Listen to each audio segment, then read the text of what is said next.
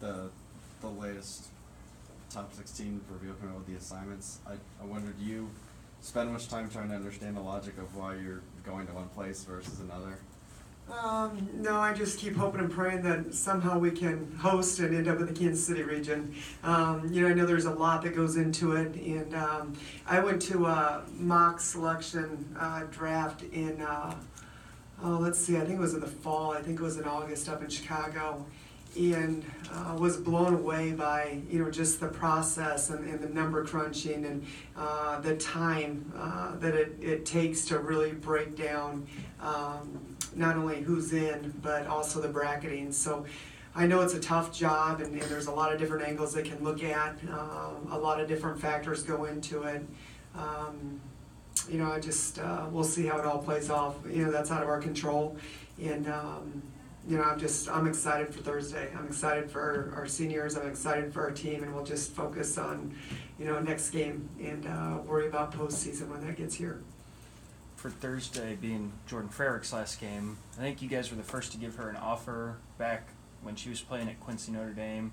Do you remember her recruiting process? Did you guys kind of unearth her, kind of find her, and what was the recruiting process like for her in Quincy? Yeah, I tell you what, that was 5 years ago, so that's a long time. Lots happened since then, but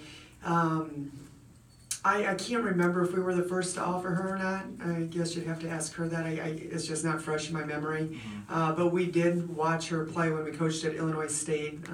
Her team played at Redbird Arena, and I believe she was at a camp, so we knew about her at a young age. Just followed her career along the way. I think we thought because she was on our campus at such a young age, there was that connection, but you still got to go through the recruiting process. And she was recruited by some pretty good schools. And I still remember, what I do remember about the recruiting process, she was at our elite camp and had to leave early, and rumor was she was going to Iowa State for their elite camp, and we're just like, oh no. Come to find out, she had a family function, so she wasn't leaving to go to another camp. But anybody that knows Jordan, she's a pretty emotional kid, and I think over the last 5 years, it's been really cool to see just how much better of a communicator she's become. And she just couldn't articulate some things that she was feeling when she was here at our elite camp. But we had a couple really good visits with her, and felt a really strong connection with her family, and felt like we'd have a good shot at her. We just thought she fit us so well in our system, and knew that she could come in and be an impact. And we're certainly really excited when we found out she was ready to make a commitment. That communication piece, kind of being able to develop as a better communicator, how has that helped the program? I think everyone, has always had so much respect for Jordan. She's just a blue-collar kid. She works extremely hard. She's a kid that works really hard in the classroom. She does the right thing off the court. She's a great teammate. She cares a lot about other people. And everyone's always looked up to her and respected her. She just, I think, always led by example. And she took a lot of pride in that, and rightfully so. But I don't think she ever realized the power behind her words and how much everybody really respected her insight and what she had to say. And when she spoke, people did listen. And so it was a process to kind of pull that out of her. And it's been really fun, I think, looking back at some of our early team meetings to see how far she's come in that area. And I think it's something she's really worked hard on. I mean, she wanted to become more vocal, but it was outside her comfort zone, so it's been a little bit of a process for her. Is there a way that you, or something, a process that you've used to kind of help players kind of get out of their comfort zone in that area? We seem to do a pretty good job of that in the locker room. We have a lot of team talks, and we talk about a lot of things outside of basketball for sure. And, just the expectations is that we would be really transparent with each other, and we'd share from the heart and just be real and have genuine, authentic conversations. And I think, through the process of going through several of those conversations in the locker room, I think it's just become more easy for her. I think she really trusts her teammates, and easier for her to let that regard. She actually got involved with the Tiger leadership what is it, TLI, Tiger Leadership Institute. And I think that's been really beneficial for her too. You know, they do an assessment of your strengths and weaknesses as a leader, and she really embraced that and tried to use that to help her grow from a leadership standpoint. And so I think that's probably been a factor for her as well. The situation presents itself tomorrow. Are you going to try to get her to hit a 3? I've been trying to get her to hit a 3 for a while now. I think there's a time and place for it. But I promise you this, she shoots the 3 ball so well in practice. We always do a 5-minute 3 drill, and she's shooting it at a very high percentage. I think it would blow you guys away. And so to me, it's just a comfort thing, but I want it to come within the flow and not where she's spending too much time thinking about it. And so I've told her before, she's got the green light if she ever feels like it's a rhythm shot for her, that she's got the green light, and I got a lot of confidence in her. Her dad said that the day she injured her knee, I guess in the hospital room with her, you were saying, like, in a way, this is kind of gonna be a good thing because you could get to play with this team this year. How hard was it for you to see or spin that forward and find the positive in it? And how hard do you think it was for her to do the same? Yeah, she's just an incredible young lady, and I think she always tries to find the positive in all situations and trust the process. And I don't remember too many days that she let any of us know how hard it really was for her. I think she just embraced it and said, I'm going to be better because of this. And, I think pretty quickly she knew that she was going to come back for a 5th year. I don't think there was much debate about that in her mind. And, from that point on, I think her mindset was control what I can control. And that's how hard I worked to come back to be better than I was before. And when you've got a kid that's just that resilient, it makes it a lot easier. There wasn't a lot of times that we had to talk her up and help her through it. She's just such a strong, high-character young lady and great family support, and I think just embraced it from the jump and, knew she was going to come back stronger than ever, and she certainly has. Bree is going to be another one of those that'll be recognized on Thursday night. And I know she hasn't had a lot of on-court statistical contribution, but how important is it not only to recognize her Thursday night, but what's been that contribution off the court from her? Yeah, all 3 of those seniors, it's probably a good dress rehearsal for me today because I got to get it together. I'm this way every year with my seniors, and I don't think it's a good thing.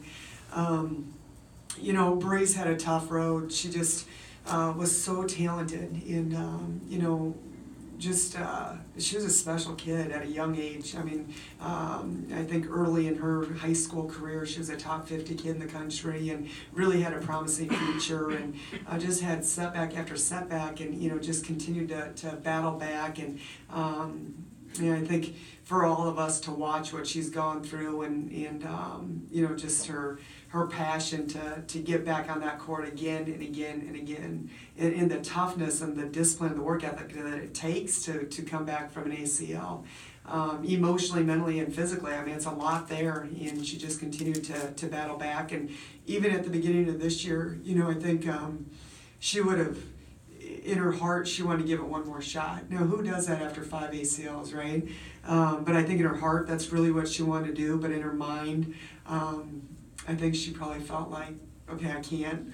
And so it really was a little bit of a battle, but I think she made a good decision. Her value is so much bigger than what she does. It's about who she is, and she's a high-character kid. Her voice in the locker room, I think, has been outstanding. To stay as invested as she has, knowing that you're never going to a chance to get on the court and lace them up, it's been remarkable. And these are some of her best friends. I think she's had a lot of great memories. It's not what she had prepared her college career to be like, but she's also, I think, would say, been very blessed with the relationships and opportunities and experiences that she's had, and so she's embraced it, and I think has had a huge impact. Her voice in the locker room has been outstanding. And Kayla Michael previously, or McDowell, have you ever had a player go through that much and come out the other end and still be a solid contributor for your team? Which one are we talking about? We talking about Bree, Kayla, Jordan? Kayla. I mean, they've been through a lot. Kayla. It's her journey's been so special too. It's I remember I saw her play in the summer, and I changed the rest of my July recruiting so I could go follow her around. just a kid. She never trailed the ball. She had great size. She had great versatility, moved well laterally for her size, had good range, rebounded really well. I knew she'd be a great addition for us. And so, it's kind of ironic because she came down on a visit because of her parents' relationship with the Porter family. And I knew she was a good player, but I had never seen her play. And so we almost missed the boat because we didn't act early on, and she had a lot of offers, but as a coach, you just want to see them play. And so the first opportunity I got to see her play was in July, and I knew after that I had to put the full court press on because I think we missed out a little bit because we didn't jump in earlier, and again, I hadn't seen her play. But she came in as a freshman, so driven, so competitive, just wanted to be in that lineup so bad, and just worked so hard and did so many things well, and then she went through some injuries, and in the way that she's been able to come back and go full circle, just an incredibly selfless young lady. You talk about the front of the jersey. I mean, she embodies it every day. And I think she's taking great pride in her leadership, really trying to invest in relationships with every player on this team. I don't think there's anything she wouldn't do for any one of them. And trust me, I know how bad she wants to be on that court and wants more minutes. She has for 5 years, but she's always been front of the jersey first, and whatever I can do and whatever you need me to do to impact this team, and had an incredible attitude the entire time. What do you think the area of where she's grown the most from freshman to senior year, or to now, redshirt senior year? For Kayla? Yes. I think her leadership. I think, so many times we get caught up in points and rebounds and assists and, all that, but, and she's done some great things for us on the court, percentage-wise, and she really has. She's a huge reason we are where we're at today. But it's been so cool to see from a leadership standpoint, to go from you're a freshman, you don't know, you just know you're driven and you want to be on the court and, you want to play, to really being able to relate and serve her teammates in so many different ways, and now that she's married, still finding time to reach out and touch all of her teammates. She's always had a really strong voice in the locker room, and I think for her to really invest in everybody's journey, everybody's story. She wanted to know everyone's story and how she could connect with them and help build them up and be a great teammate for them. And so that's been really cool to see. But I think she's always been a pretty talented young lady in regards to, offensively, defensively, what she contributes on the court. Is there one specific example of that leadership that really sticks out in your mind, or is it just overall? I think off the cuff, I just say overall, it's how you speak to your teammates as a freshman versus, just how much you want to serve them as a senior. Just that whole process, that whole journey has been pretty remarkable. I saw Boone Hospital tweet out a picture of you going to visit Bob Wagner. Can you kind of tell me what brought that about, what made you decide to do that? Yeah, when we, one of our mutual friends, who's also on the board, gave me a heads up that he was going to be retiring and knew what a big supporter he was of our women's basketball program. And he said, we only have 2 meetings left. One's today. I don't know if you have practice or not. And I don't know if it would be possible for you to come out, and one's in March.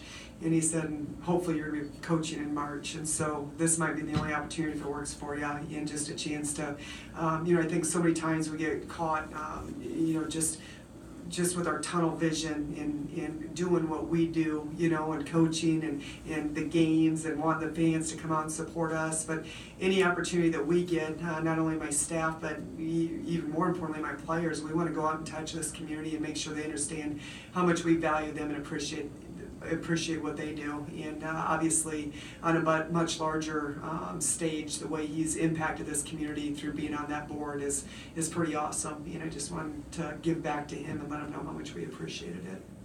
Robin, this season, this team in SEC play really hasn't had that one loss that kind of sticks out. I mean, you've beaten the teams you're supposed to beat. What does that say about this group? And is it just more talent or just more focus?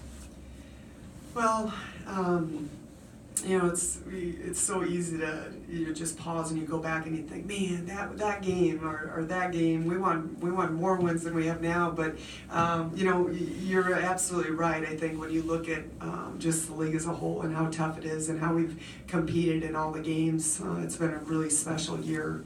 I think so many times it's easy to talk about the current team, but I can't speak enough about the players that came before and helped us lay this foundation.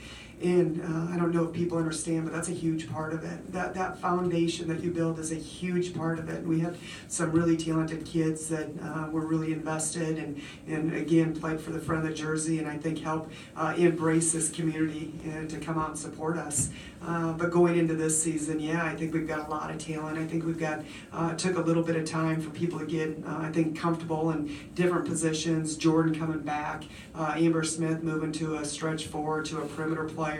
CP kind of moving from that 5 spot to the stretch 4. Lauren Aldridge getting comfortable, just playing with everyone, and all that stuff takes some time to work through. But it's been such a fun group. I mean, it really has. They work hard. They have fun.